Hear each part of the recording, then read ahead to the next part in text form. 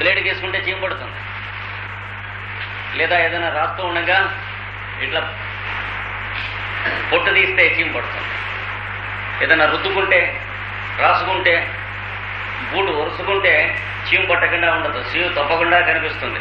Plus మనిషి దగ్గర కొంచెం వాసన వేస్తూ ఉంటుంది. ఏం వాసన? ఇదివరకు ఫాస్ఫరస్ వాటికి ఏం వాసన చెప్పాము? Decomposed meet. ఇది అలా కాదు, స్మెల్ ఆఫ్ మెర్క్యూరీ వేపర్స్. మనిషి దగ్గర మెర్క్యూరీ వేపర్స్ వస్తూ ఉంటే ఎలా వాసన వేస్తుంది? అదొక రకమైన peculiar foul and chemical smell వస్తుంది. మెర్క్సాల్ జ్వరం, మెర్క్సాల్ ముందు వాడవలసిన జ్వరం టైఫాయిడ్ ఉన్నటువంటి పేషెంట్స్ దగ్గరికి వెళితే అన్మిస్టేకబుల్గా ఒకరిని చూస్తే రెండో వాడిని మీరు పట్టుకుంటారు, వీడికి మెర్క్సాల్ వేయాలి. వాళ్ళందరికీ ఈ చూడు. ఇంకా ఏమొస్తాయి? తలలోంచి చెమట యువతలకు పోస్తూ ఉంటుంది, స్నానం చెంబుతో తల మీద నీళ్లు పోసినట్టు. మెర్క్యూరీ వాళ్ళకి కాల్కేరియా వాళ్ళకి వాళ్ళిద్దరు ముఖ్యం. ఇంకా ఏముంటుంది? నోరు రుచి ఉండదు మెర్క్యూరీ, గడి తిన్నట్టు ఉంటుంది, తిన్నా సర్వసమత్వం.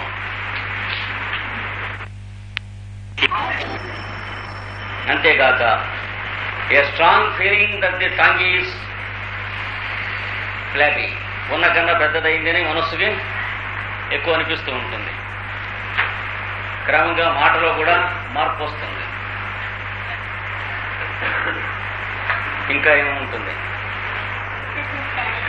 నోటి నిండా టంగు ఉంటుంది క్రమంగా. అంటే నాలిక శుభ్రంగా నోటి నిండా ఉన్నట్లు అనిపిస్తుంది మెర్క్యూరీ వస్తే. తర్వాత నోటిలో సెలైవేషన్ బాగా ఎక్కువ అవుతుంది, అంటే లాలాజలము హెచ్చుగా ఊరుతుండును.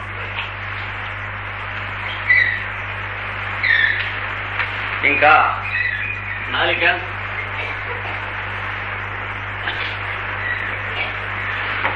అంతులు ఇలాగ వంకర్లు వంకర్లుగా వస్తాయి. సెర్రేట్ మార్జిన్ అది టంగ్ అంటారు. సెర్రేట్ లాటిన్లో సెర్రా అంటే రంపం, ఆ మోస్తరుగా మార్జిన్ వస్తుంది టంగ్కి. ఇంకా నాలిక చూపించు అని అడిగితే ఏముంటాయి? సన్నగా తమాషగా కనిపించి కనిపించకుండా ఇలాంటి గుర్తులు ఆరాలు ఉంటాయి నాలికకి చుట్టూ ఆ అంచున.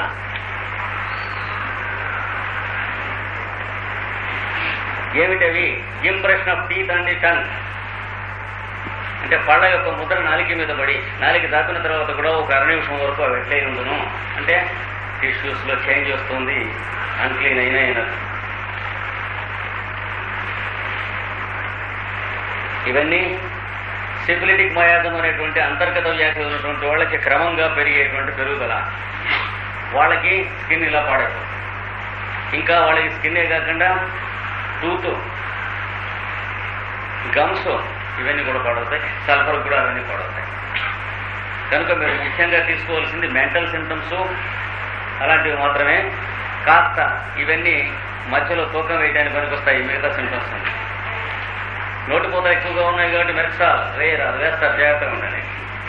నోటిపూతగా ఉందండి అంటే మెర్క్సాల్ ఒక డోసు వేసుకోండి అంటారు. వేసుకోకండి, జాగ్రత్త. ఎందుకంటే తగ్గుతుంది, దాని పని చేస్తుంది. కానీ నోటిపూత ఎందుకు వచ్చింది?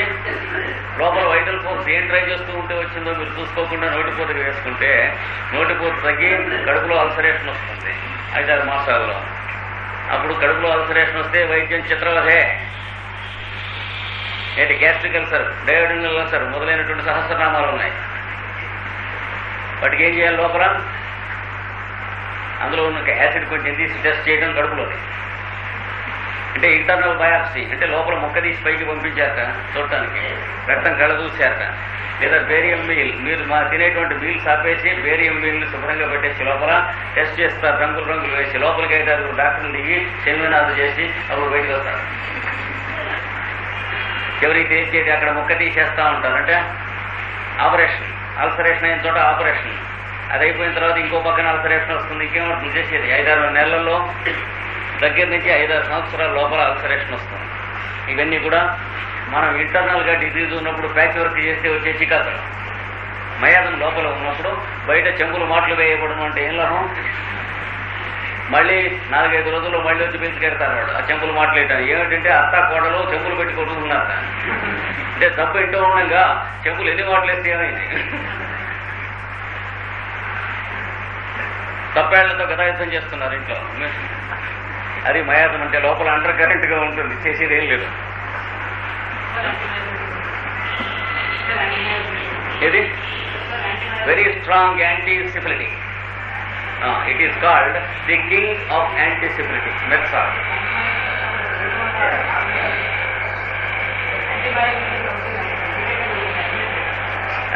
Only when it is indicated. అది ఇవన్నీ కూడా అంతే. మెర్సాల్ సింటమ్స్ ఉన్న పేషెంట్కి మాత్రమే వేయాలి. అంటే నేను చెబుతుంది ఏమిటంటే నాలుగు పూత చూసి మెర్సాల్ వేసేటువంటి వాళ్ళంతా కోతులకు వెళ్ళిపోతారు. అది when the patient is a mercury patient, according to Materia Medica, you do Metsal, it will cure completely. అలా కాకుండా నాలుగు పూత రాగానే మనకి ఎకోనైట్ కానీ ఇట్లాంటిది వేస్తే కూడా ఒక్కొక్కడు మరీ బాధగా ఉంటే తగ్గిపోతుంది. కానీ it never cures because it is not a difference. ఆ తేడా ఉంటుంది.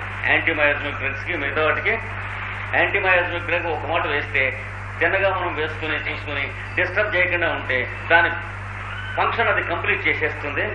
తర్వాత మనకి కావాలంటే ఇంకో డోస్ ఎప్పుడో కావాల్సి వస్తుంది తప్ప అది అన్ఫినిష్డ్గా మాత్రం క్యూర్ మిగలదు ఈ డ్రగ్స్ వేస్తే. అది గుర్తుంచుకోవాలి. అలాగే చీమ్ పట్టడం, ఇప్పుడు చెప్పినటువంటి హెపార్సల్ మొదలైనటువంటి మెక్సాల్, క్యాల్కేరియాసాల్, కార్బో ఎనిమాలిక్స్ ఇవన్నీ దాని కిందికి వస్తాయి. చీమ్ పట్టడం ముఖ్యంగా వీటన్నిటితో పాటు పల్సటిల్లా కూడా వీటితో కలుపుకోవాలి. ఎందుకంటే pulsatilla is the drug with the characteristic called saburration. తప్పనిసరిగా చీమ్ పోస్తుంది పల్సటిల్లా. హెపార్సల్ అన్నింటిలోకి స్ట్రాంగెస్ట్ వీటన్నిటిలో ఇప్పుడు మనం చెప్పుకున్న వాటన్నిటిలోకి. అంతేకాక మెర్క్సాల్ కొంతకాలం పని చేశాక అంత స్ట్రాంగ్గా ఉన్నవాడు, అంత గట్టివాడు, ఇంకో అదర్ పార్టీలో ఉన్నవాడు, సైలీషియా వాడు కావాల్సి వస్తే పేషెంట్ చచ్చిపోతాడు. ఇది మధ్యలో హెపార్సల్స్ వేస్తే వాడిని తయారు చేస్తుంది. సైలీషియా వేసుకునే పనికి వచ్చేట అది చూసుకోకుండా మెర్క్సాల్ వేసి నెక్స్ట్ డోస్ సైలీషియా వేస్తే పేషెంట్ పెట్లి చిట్లి బదలై చచ్చిపోవచ్చు. ఎందుకని వాళ్ళిద్దరికి పడదు. ఇద్దరు పెద్దవాళ్ళు కొట్టుకుంటే మధ్యన పేషెంట్ ఎగిరిపోతారు. వాళ్ళకి ఉన్న పాలిటిక్స్ వీడికేం తెలుస్తాయి. అలా అవుతుంది. ఇవి చీమ్ పట్టింది. రసి కారకం, ఉట్టి రసి అంటే చీము కాదు.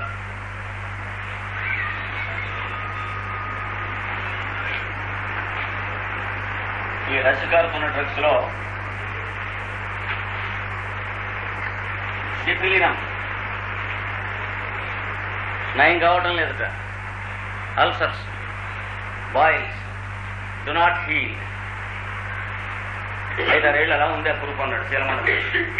అప్పుడప్పుడు అలా బయటపడుతుంటుంది. అలా ఉండేలేంటి ఏం లాభం? 45-50 ఏళ్ళు అయిన తర్వాత అది గ్యాంగ్రీన్ కావచ్చు, కాలు తీసేస్తూ ఉంటారు, తర్వాత మోకాల వరకు తీసేస్తూ ఉంటారు, తర్వాత తొడ వరకు తీసేస్తాం, మనిషిని తీసేస్తారు. 25 ఏళ్ల నుంచి అలా ఉంటాయి. లోపల ఒకరోజు ఎప్పటి నుంచో స్థాపించుకుని వాళ్ళ ప్రతి ఎలక్షన్లోనూ కూడా వాళ్ళు చేయవలసిన పనులు చేస్తూ ఉంటారు. శరీరంలో ఆహారం ప్రతిలో తీసుకున్నప్పుడు దీని పార్టీది తినేందుకు కావాల్సిన పనులు చేస్తూ ఉంటాం ఒంట్లో. అట్లాంటి వాటికి సిఫిలినం ఒకటి. రసి కారకంలో ఇందాక చెప్పిన మెర్సాల్ ఒకటి.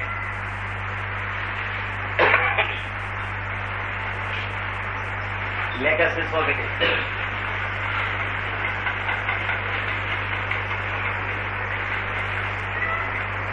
ఇవి ముఖ్యంగా గుర్తుంచుంటే వీటికి సంబంధించి గ్రూప్స్లో ఉన్న డ్రగ్స్ ఉన్నాయి, అవి వస్తాయి. సల్ఫర్ ఎట్లా చెప్పాలి? ఇలాగా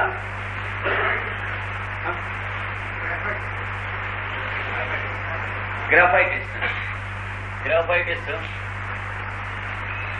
ఏ అండ్ సి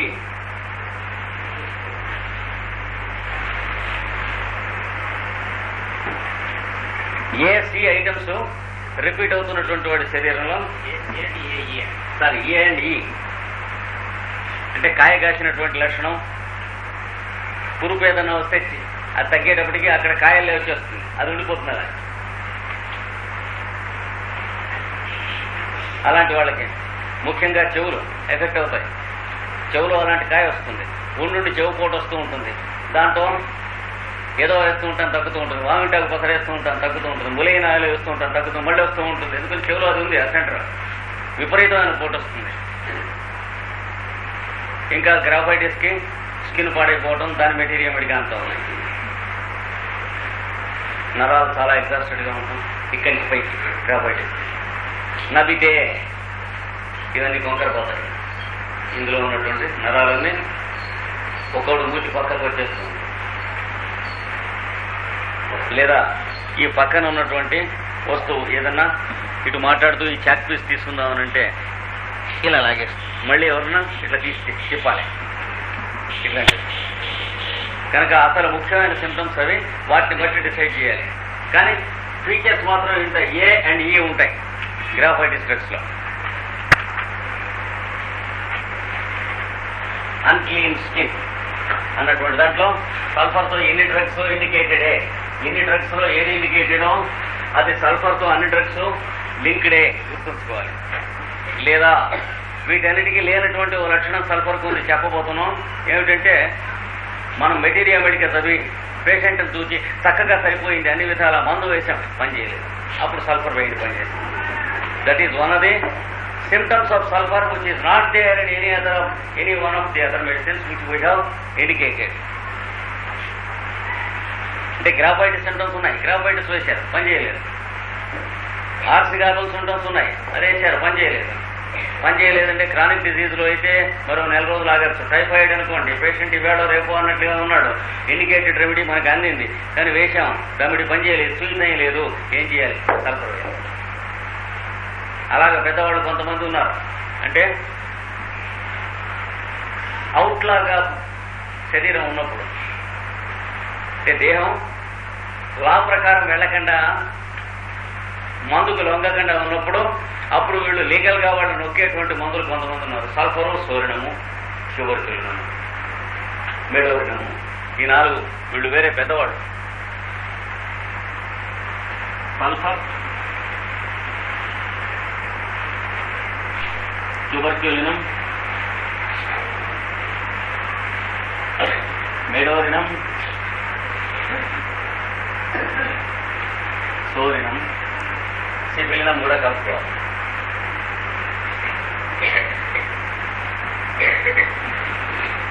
వీళ్ళందరూ డ్రగ్స్ లో మెటీరియల్ మెడికల్ చదువుకున్న వాల్యూ ఒకటే కాక వేరే వాల్యూ పారాగ్రాఫ్లు వీళ్ళకి ఉంటాయి. ఫ్రాడ్ వివాహకులు అంటే జెంటిల్మన్ అది జ్యూరీ అంటారు చూడండి, అలా ఫైనల్ గా డిసిషన్ కావాల్సి వచ్చేటప్పుడు వీళ్ళు వచ్చి అలా కాదు ఇలాగా నోర్మైంది ఇలా చేయండి అంటారా. అప్పుడు పని చేయనటువంటి డ్రగ్స్ పనిచేస్తాయి.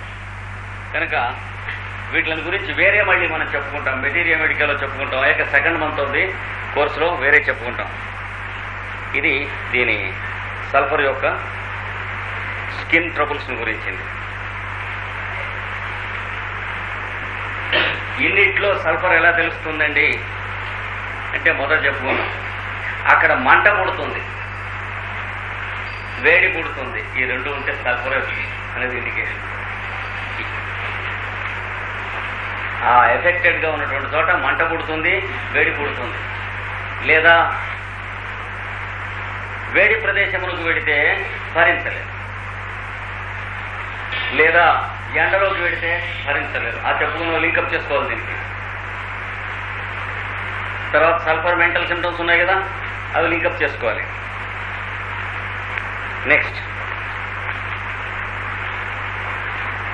Next modality, any secretion from the body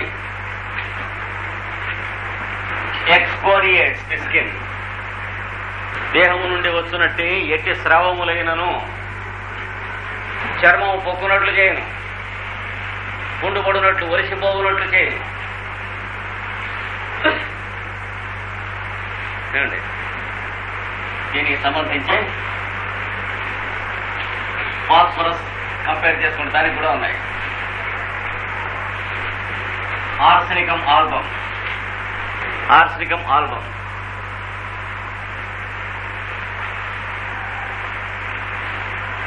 silicea, pulsatilla, హెపార్ సల్ఫ్. ఈ సిమ్టమ్ వీటన్నిటికీ సల్ఫర్తో పాటు ఉన్నది. హెపార్ సల్ఫ్, సల్ఫరు చాలా దగ్గర చుట్టాలైనప్పటికీ చాలా ఈజీగా గుర్తుపట్టచ్చు వేరే వేరే. సల్ఫర్ వాడు చల్లగా ఉంటే ప్రాణానికి హాయి ఉంటుంది, ఎండ భరించలేడు, వేడి భరించలేడు, వంటింటి వేడి కూడా భరించలేడు. హెపార్ సల్ఫ్ వాడు వేడిగా ఉంటే హాయిగా ఉంటుంది, వెచ్చగా ఉంటే హాయిగా ఉంటుంది, వంటింటూ ఉంటే హాయిగా ఉంటుంది, ఎండలో గిడితే హాయిగా ఉంటుంది, చలి భరించలేడు. వాళ్ళిద్దరూ బియ్యంకుళ్ళు అంటారు, ఆపోజిట్ పార్టీస్. అందుకని చాలా ఈజీ గుర్తుపడతాను. అంటే చిల్లీ డ్రగ్స్ గ్రూప్లో వారు హెపార్ సల్ఫ్, వారం డ్రగ్స్ గ్రూప్లోది సల్ఫర్. ఈ గ్రూప్ తేడా వస్తే దమిడి పని చేయదు. సల్ఫర్ వేయవలసిన వారికి ముక్కు కుట్టించుకుంటే, చెవి కుట్టించుకుంటే అక్కడ పొక్కుతూ ఉన్నదట, చీము పడుతూ ఉన్నదట. అంటే సల్ఫర్ వేయవలసి వస్తే హెపార్ సల్ఫ్ వేస్తే పని చేయదు, వేయనట్లే. హెపార్ సల్ఫ్ వేయవలసి వస్తే సల్ఫర్ వేస్తే ఏం పని చేయదు, వేయనట్లే. అందుకని పర్సన్కి ముందు కానీ సిమ్టమ్స్ పర్సన్కి కానీ ముక్కుకి కావు, చెవికి కావు. ఎక్స్కోరియేట్స్ వీళ్ళ మూడింటికి. అంటే ఎలాగా ముక్కంబడి పిల్లలకి జలుబు చేసి ఇలా నీరు గారుతుంటే ఇవన్నీ ఎర్రబడిపోతాయి.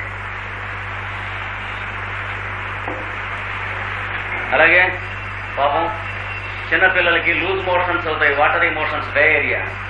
యానస్ ఎర్రబడి పుండు అవుతుంది. అనాస వ్యాధులు అంటారు. దానికి ఇందాక చెప్పిన నాటు అవి పెట్టి పిల్లలు చాలా మంది చచ్చిపోతుంటారు, జాగ్రత్తగా ఉండాలి. చిన్నపిల్లలకి పాపం సెకండ్ మంత్, థర్డ్ మంత్ ఆ ఏజ్లో ఉన్న వాళ్ళకి క్రూడ్ యాంటీమనీతో మందు ఇస్తారు అనాస వ్యాధులు. నాటు వైద్యం చేయాలంటే అనాస వ్యాధులకి ఎవరి దగ్గరికి, డాక్టర్ దగ్గరికి వెళ్లకుండా, ఏ ముందు అక్కడ లేకుండా సేఫ్గా అందరికీ పనిచేసేది, సుఖంగా పనిచేసేది, ఏ వయసులో అయినా పనిచేసేది, ఏ సిస్టంతోనూ సంబంధం లేనిది, అన్ని జాతులలోనూ మానవ జాతిలో లక్షల సంవత్సరాల నుంచి ఎరిగి ఉన్నది ఒకటే మందు. అది తెలియటం మంచిది అందరికీ. హోమియోపతితో కానీ ఏ సిస్టంతో సంబంధించి లేదు. కానీ అనేక భూగోళం మీద ఉన్న అనేక ప్రాంతాల్లో ఉన్న మానవ జాతులు అందరూ ఎరుగున్నారు. ఎట్లా ఎరుగుతారు ఆశ్చర్యం. అది తాటి బెల్లం తీసుకొచ్చి పొట్టుతో ఉన్న నువ్వుల నూనె తీస్తే, నువ్వుల నూనె అంట, జింజిలే క్రూడం జింజిలే, ఆ నూనెలో ఈ తాటి బెల్లం నానవేసి నెల నెలకు నూనె మారుస్తూ 6 నెలలు అలాగే ఉంటారు. అంటే 6 మాటలు మారుతారు. అప్పుడు ఆ తాటి బెల్లం నూనెలోనే స్టాక్ చేసి ఉంటారు.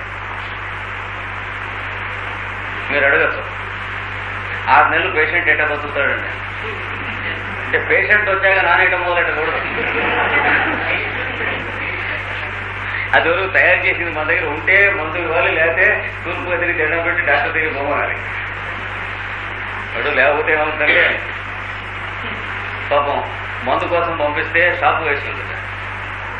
అక్కడి నుంచి పొరుగురు వెళ్ళాడు, అక్కడ ఆ రోజు సెలవుట. అక్కడి నుంచి బస్తీ వెళ్ళాడు, అక్కడ సండే అట. అక్కడి నుంచి విశాఖపట్నం వచ్చాడు, స్ట్రైక్ అట. ఇవన్నీ అయ్యి వెనక్కి తిరిగి మందు తీసుకెళ్ళేవాడికి అందరూ శుభ్రంగా నున్నగా గుండ్లు కొట్టించుకుని ఉన్నారు. అంటే మందుకు పంపించిన వాడు మాసికానికి తిరిగి వచ్చాడు అని. అందుకని వాడిని చూసి నానేయడం మొదలెట్టి లాభం లేదు. ఇది తయారు చేసి ఉంటే కుర్రవాడికి రోజు పొద్దున్నే కాస్త ఈ బెల్లం మొక్క పెట్ట, తాటి బెల్లం అలవాటు అయిందంటే చస్తే వదలదు. వాడికి తుడిచేసి గుడ్డతో తుడిచి ఆ నూనె పెట్టేస్తే తినేస్తాడు. అంతే. ఒక 40 days అయ్యేటప్పటికి కంప్లీట్ క్యూర్ అవటం, మనిషి దుఃఖలాగా తయారవటం ఉంటుంది. ఆ పైన కనుక వాడు ఇంకా తింటానని అడిగితే పెట్టనన్నాడు, ఏం పొరడు. ఇది అన్ని దేశాల్లోనూ ఉంది. మన వెస్ట్ జర్మనీ వెళ్ళినప్పుడు విలేజెస్లోంచి అక్కడ ఉన్నవాడు చెప్పారు ఆశ్చర్యం. ఇండియాలో మన ఆంధ్రదేశంలో విలేజెస్లో ట్రెడిషన్ తెలిసిన వాడి దగ్గర నేను చాలా మంది దగ్గర విన్నాను. నేను తర్వాత వాడి చూశాను. అలాగే గాంధీ గారి తేలు ముందు ఏ సిస్టమ్కి సంబంధించింది కాదు, గ్యారంటీగా అందరికీ పనిచేస్తుంది. ఈ తేలు అడ్వర్టైజ్మెంట్ తేలును పట్టుకుని ఉంటున్నట్టు ఇట్లాంటివన్నీ అక్కర్లేదు. అది వాన వస్తున్నప్పుడు తుమ్ము పడకుండా డాబా మీద గాజు పాత్రలు డబ్బాలు పెట్టి నీళ్లు పడతారు, డిస్టిల్ వాటర్ బట్టి దాంట్లో కరిగినంత ప్యూర్ సాల్ట్ కలుగుతారు, బ్రైన్ సాచురేషన్ పాయింట్కి తీసుకొచ్చి వడబోసేస్తారు. వడబోసి సీసాలో పోసి మూత పెడతారు. కార్కు గీర్కు ఇట్లాంటి పిచ్చి వేషాలు పెట్టకుండా ఎందుకు పురుగులు పడతాయి. గ్లాస్ టాపర్ పెట్టేస్తారు. సరిగ్గా మళ్ళీ నెక్స్ట్ సీజన్ అంటే 12 మాసాలు పూర్తి అయ్యేటప్పటికే తేలు ముందు వార్తలో గాంధీ గారు అందరికీ అదేవాడు. అదేం చేస్తారు, తేలు ఎక్కడ కుట్టినా సరే అంటే తేలు కుట్టినటువంటి చోటు తెలియక బాధపడితే తెలియదు కనుక మేము మంది వేయడం అంటాను వీల్లేదు. లేదా ఏ జాతి తేలు కుట్టింది దాని అడ్రస్ విజిటింగ్ కార్డు ఇవ్వలేదు సార్, మనం చేయలేము. అలా కాదు, తేలు ఎక్కడ కుట్టినా సరే ఏ రకమైన తేలు కుట్టినా సరే ఈ గంటలో ఒకటి ఆ గంటలో ఒకటి 2 బొట్లు వేస్తారు. వెంటనే వితిన్ ఫ్యూ సెకండ్స్ బాధ తగ్గేయడం. పాయిజనస్ స్కార్పియన్స్ అయితే దాని ఆఫ్టర్ ఎఫెక్ట్స్ లేకుండా ఉండడం గాంధీ గారు గ్యారంటీ ఇచ్చారు.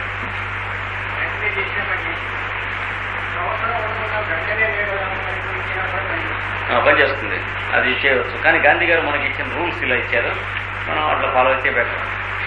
ఇది ఇలాంటివి కొన్ని ఉన్నాయి. ఒక్కడికే ఆయన వాడలేదు. ఆయన ఆశ్రమంలో తేలు కుట్టింది అంటే మంద వేయకండి అన్నాడు. ఎందుకంటే సాయంత్రం 5:30 తర్వాత చెప్పులు తొడుక్కొని బయటికి వెళ్ళొద్దని ఆయన రూల్ పెట్టాడు. ఇప్పుడు తొడుక్కోకుండా వెళ్ళాడు. యాక్చువల్గా జరిగింది. పాయింట్ ఆఫ్ డిసిప్లిన్ ఏమిటంటే వాడికి తేలు ముందు వేస్తే మళ్ళీ రేపు కూడా చెప్పులు తొడుక్కోవడం. అలా మొన్నటి 10 రోజులు బాధపడుతున్నాడు, తగ్గింది. వాడికి మాత్రం మందు వేయింది కానీ అది మనకి చాలా కష్టంగా కనిపించవచ్చు. కానీ కంట్రీ ఇలా ఉండకుండా ఉండాలంటే ఆయన చెప్పినట్టు ఉండాలి. కోపడకండి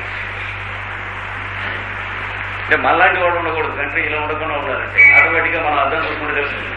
డిసిప్లిన్ అనేటువంటి దానికోసం కావాల్సిన ఇది ఆయన యాక్చువల్గా నువ్వు ఇది భరించు, మళ్ళీ రేపటి నుంచి చెప్పులు జాగ్రత్తగా వేసుకుంటావు అని చెప్పాడు. బాటా షూస్ కొనుక్కునే వాళ్ళకి నచ్చేది కాదు, వాళ్ళ చెప్పులు వాళ్ళ చేతే కుట్టింప చేసుకునేవాడు. ఆయన చేత వాళ్ళకి నచ్చుతుంది. Man of action, man of వర్క్కి నచ్చుతుంది. కానీ మ్యాన్ ఆఫ్ ఇంటలెక్ట్, సివిలైజేషన్ ఇలాంటి యూనక్స్కి నచ్చేటువంటి విషయాలు కావు. అంటే ఎబ్బెట్టుగా ఉంటుంది విషయాలు. ఇలాంటివి చాలా చేశాడు గాంధీ గారు. అదే ఆయన చేసిన పెద్ద పొరపాటు ఒక్కటే, grave mistake. He is born much ahead of his time. ఆయన 2-3 తరాల ముందు అంటే ఆయన మానవుడిగా ఎంచుకుంటే మనంతా సహజ జంతువులుగా ఉన్న శతాబ్దంలో పుట్టాడు. అంచేత మనకి ఆయనకి కమ్యూనికేషన్ చాలా తక్కువ. పెద్దవాళ్ళు చాలా మంది ఎట్టగా పుడుతూ ఉంటారు. They are crucified, or killed, or pissed, or mailed down. వాళ్ళు అదే పొరపాటు ఎప్పుడు చేస్తుంటారు. They are much ahead of their times. అందుకని ఆయన కూడా ఓ పొలిటీషియన్ లేదా పొలిటికల్ థాట్ ఉన్నటువంటి వాడిగా తప్ప అంతకంటే ఎరుగుండే స్టేచర్ ఇండియాలో ఉన్న వాళ్ళలో మనలో చాలా మంది లేదు ఆయన గురించి. అంటే మనం ఎవల్యూషన్లో పెరగాలి. ఆయన ఏమిటో తెలియాలంటే మొట్టమొదటిగా 72లో యూరోప్ వెళ్ళినప్పుడు ఫ్రాన్స్లో ది 10th అవతార్ అని ఒక దేవాలయం చూశాను. ఏమిటని లోపలికి వెళ్ళి చూస్తే గాంధీ గారి విగ్రహం ఉంది, సర్వరాజు విగ్రహం. రోజుకు 3 మాటలు గులాబీ పూల దండలు మార్చి షోడశోపచారం వచ్చేస్తుంది. So we the Indians sub humans we have to grow still అని అంది. ఇప్పుడు ఇక్కడ కానీ మోషన్ అయ్యే చోట కానీ చెవులోంచి చీమ వస్తూ ఉంటే ఇదంతా వరుస్తుంది. ఒక్కొక్కప్పుడు టైఫాయిడ్ మొదలైనటువంటి వాటిలో డేంజరస్ సిచ్యువేషన్లో కంటెంపడి నీరు వస్తూ ఉంటే ఇదంతా ఒరిసి పుండు పడుతుంది, ఎక్స్కోరియేషన్.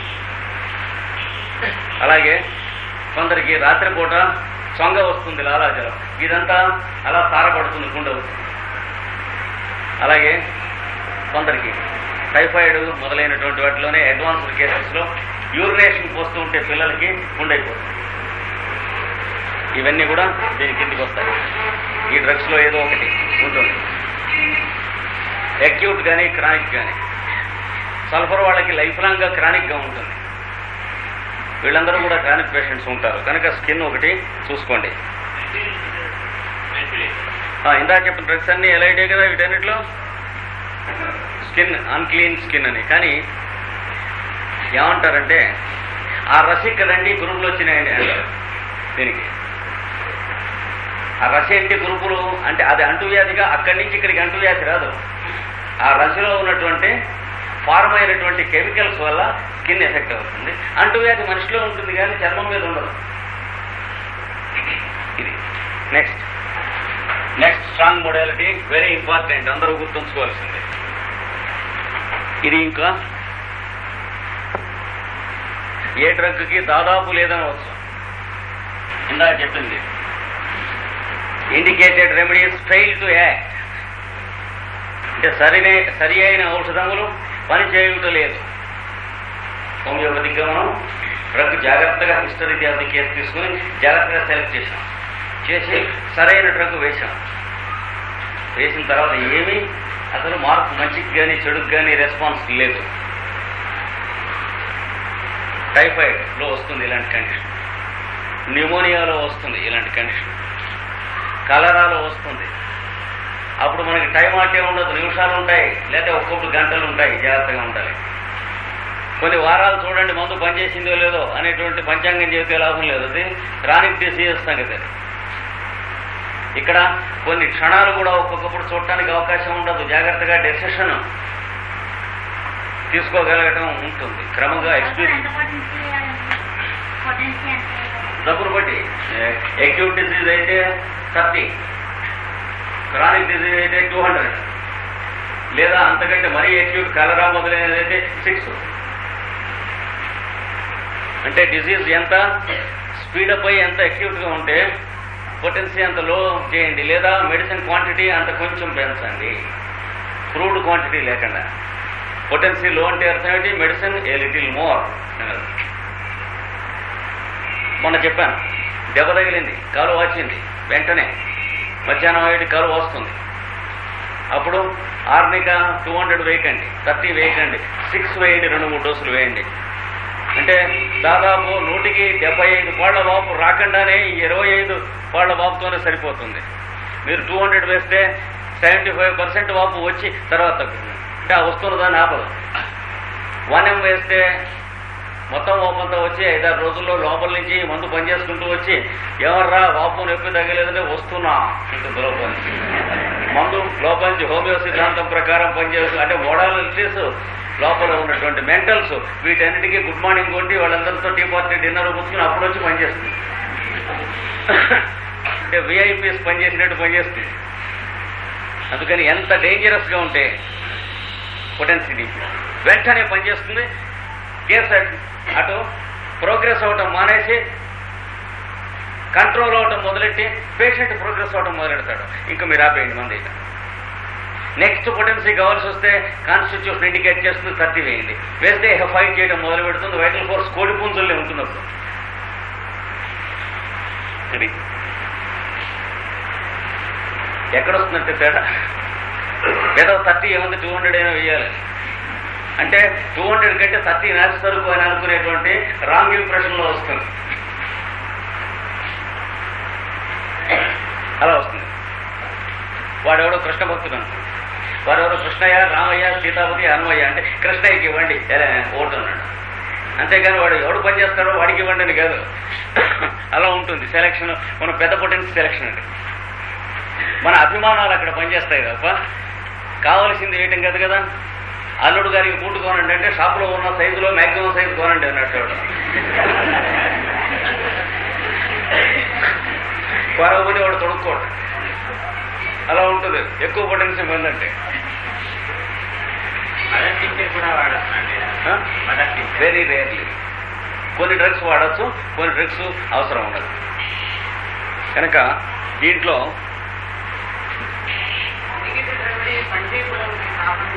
అదే పనిచేయకపోవటానికి కారణం ఇంటర్నల్ డిసీజ్ కాల్డ్ సోరా. ఆ లోపల ఉండి ఈ వేస్తున్నటువంటి మందుల ఎడల వైటాలిటీని రియాక్ట్ చేయనీయకుండా అడ్డుతుంది. సైంధవుడు అడ్డాడని విన్న కథ అలా అడ్డుతుంది. ఇప్పుడు సల్ఫర్ వేస్తే ఏం చేస్తుంది? ఆ అడ్డిన చోట అడ్డు తీసేస్తుంది. తీసేయగా ఇంకో డోస్ ఇండికేటెడ్ రెమెడీ వేయకూడదు. ఎందుకంటే అంతకుముందు మనం వేసిన డోస్ ఉంది కదా, అది టక్కన పనిచేస్తుంది. మీరు సల్ఫర్ వేసిన తర్వాత 5-6 గంటల్లో పేషెంట్ రికవర్ అవుతాడు. మనం అనుకుంటాం ఏ మందు పనిచేయలేదు, సల్ఫర్ పనిచేసింది. సల్ఫర్ పనిచేయలే, ఇంతకు ముందు వేసిన మందులు సల్ఫర్ పనిచేయించింది. అంచేత ఇంకో డోస్ వేస్తే మళ్ళీ కలిపి అయిపోతుంది.